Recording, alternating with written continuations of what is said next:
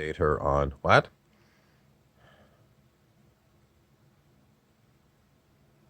Oh, Serry-able Worlds. She wants to know about Serry-able Worlds. Serry-able Worlds. It's a Rumpelstiltskin, the associate term. And if you remember the old TV shows, there was one called Quantum Leap, and there was another one that was like Quantum Leap Sliders. Those two shows are all about serrying. When you go through a quantum portal to another world,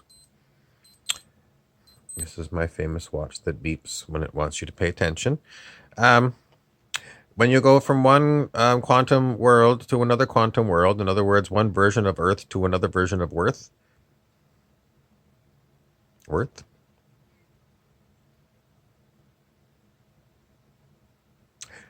that's known as a Serry in fairy, because Rumpelstiltskin comes from fairy world and fairy realm, I guess, and that's what they call it there. They call it to Serry when you move from when you quantum leap or you slide. That's a Serry in their languages. And well, have you traveled from one version of Earth to another? You might have, but not noticed. How are you going to know if you went from one version of Earth to another? Well, say, for example, every Thursday night you go to a certain karaoke bar. And this week, when you are there, you go up on stage and you sing your song and you look down at your feet and there is AstroTurf on the stage. Like, it's wall to wall, glued to the floor, AstroTurf. Next week, you go same night, same karaoke bar, and you get up on stage and you look at your feet and it's a painted wood floor.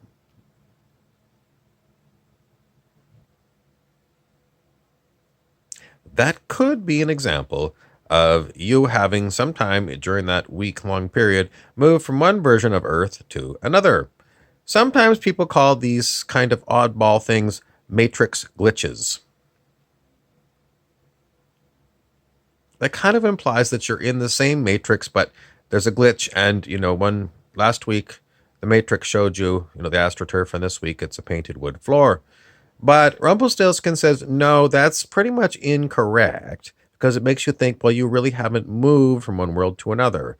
So he says, no, that's really not what's happening. What happened is you somehow portaled from last week's version of Earth to today's version of Earth, where you have some minor changes in your environment. I have experienced this a number of times in a number of different karaoke bars, and it's not just the AstroTurf or not on the floor. It's, sometimes people sit at the bar and they get bored and they pull out their pocket knife and they start carving their initials into the top of the beer table. And, if you're a regular at one of these kind of bars, you might, tend to sit at the same, your favorite place in the bar where, you have the same carved initials on the table. And you're kind of used to them because, when you're bored, you're looking down to see what people have carved on the top of the table. So, I used to go to this one table in this one club all the time, and I was very familiar with the top of this table. Then one week, lo and behold, I looked at the same table. I mean, the tables in this bar are all the same. They're all the kind of the round top table, and the carved in graffiti wasn't there. So I thought, fine, they had a party. Sometimes people pull these round tables together so they can get more people all sitting around in a group. So I thought, well, I'm just going to meander around the bar and look at all the tops of all the round tables. And I did. Not a single one of them had the carved graffiti that I was used to. Somebody might say, well, maybe they put them in the back room. I counted the tables. They're all the same. And they're indestructible tables. They're made of like metal on the bottom. And it's like a metal underneath the wood. Like they got metal and then they put like a plywood on top. And sometimes they'll put like, what do you call that? Like it's like an acrylic hard top on it. And sometimes they don't. But anyway, I looked at them all, and it wasn't like you cannot break these tables. These are the strong tables that you can put a 300-pound man on when he's drunk and he's dancing on them, and they don't collapse. They're indestructible tables. And you count the tables, there's the same number of tables, and it's an old bar. They bought these tables in about 1982. They're still there, and they still work. So it's not like they had to replace them. No.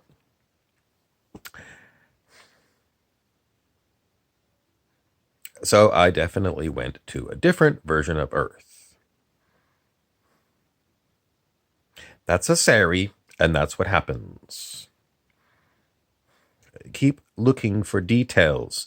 In regular places you go and look for odd things. Sometimes an odd thing is like something that was in your bedroom disappears. I've seen these things multiple times. Things that were in my bedroom and then they weren't there. Sometimes I'm given to think maybe someone apported them. In other words, teleported them out of my room. Is that far-fetched? No. They do that in Star Trek, but, we don't apparently have transporter beams. But the scientists say that in the lab that they can teleport like protons or something small. So, that's what they tell us, but doesn't mean that they don't have these transporter beams in secret. And in Yogananda's book, Autobiography of a Yogi, there was examples of things not being technologically teleported. It was people who had superpowers that could teleport them from this world to maybe an astral world. What's an astral world? It's a dream world. What kind of world are we in? We're in this is a physical world. It's why they call it Earth plane. Sorry. We're also very brainwashed to believe that there's a big difference between an astral world or a dream world and this world that we are normally considered, this is Earth, this is reality.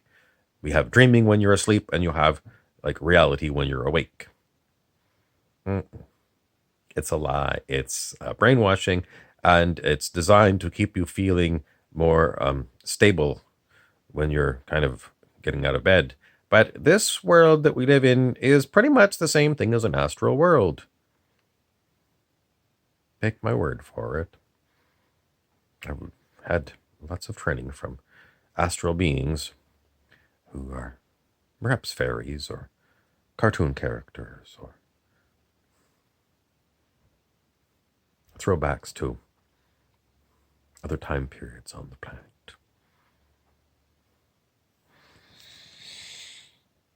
This is Jonathan Livingston Seagull, and the number I'm wearing here is 22. I learned from metaphysical writer Stuart Wilde that 22 is a number known as the magical healer. What does a magical healer do? He does magic and he does healing. Why am I wearing a 22? I do magic and healing. You don't believe I do magic? Well, one of these times I'm going to do magic on this YouTube channel, and I'm going to show you something magical. And as for healing, well, if you watched the last video I made about half an hour ago, it's about getting a cosmic activation by watching that video, and that's a healing thing. So make sure you go subscribe to my channel and look for the one that says activation. And it's a very short video, and you can get activated, and it's a form of healing. All for free. All for free.